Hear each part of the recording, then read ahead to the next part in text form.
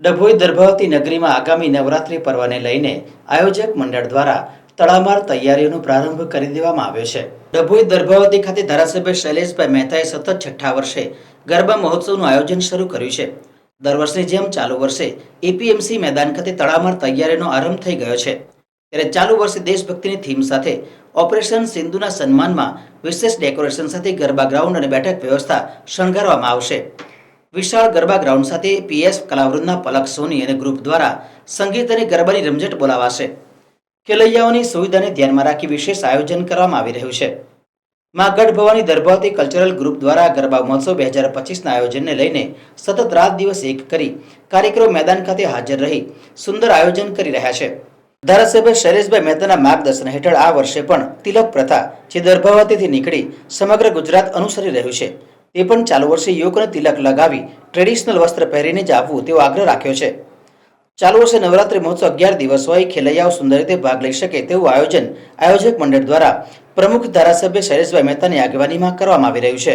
ધારાસભ્ય શ્રી શૈલેષભાઈ મહેતા ઉર્ફે સોટ્ટા જે છેલ્લા 5 વર્ષથી મા ગઢ ભવાની દર્ભાવતી કલ્ચરલ ગ્રુપના પ્રમુખ તરીકે ડભોઈમાં એક નવરાત્રિનું સરસ આયોજન કરી રહ્યા છે. તેના ભાગરૂપે આ છઠ્ઠા વર્ષે પણ એક વિશેષ આયોજન કરવાનો નવરાત્રિમાં મોકો મળ્યો છે.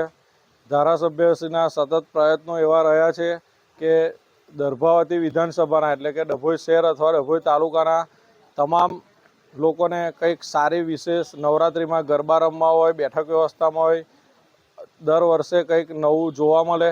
એવી જ રીતે આ વર્ષે પણ કંઈક નવો કરવાનો પ્રયાસ કરવામાં આવી રહ્યો છે.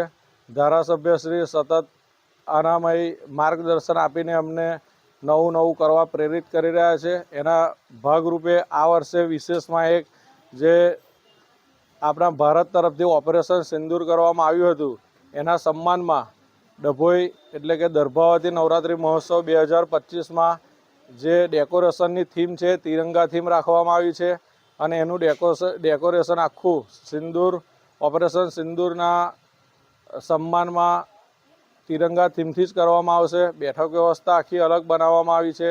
ગ્રાઉન્ડ કમિટી દ્વારા સરસ ગરબા ખેલૈયાઓને તકલીફ કોઈ પણ પ્રકારની ના પડે એવી રીતે મહેનત કરીને બનાવવામાં આવી રહ્યું છે. આપ જોઈ શકો છો. તેમજ ધારાસભ્યશ્રી તમામ ડભોઈ વિધાનસભાના શહેર હોય કે તાલુકાના તમામને ગરબા રમવા માટે આવકારે છે.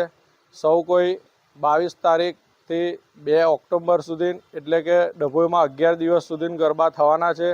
આપ સૌને ધારાસભ્યશ્રી ગરબા રમવા તથા જોવા માટે ભાવભર્યું આમંત્રણ પાઠવે છે.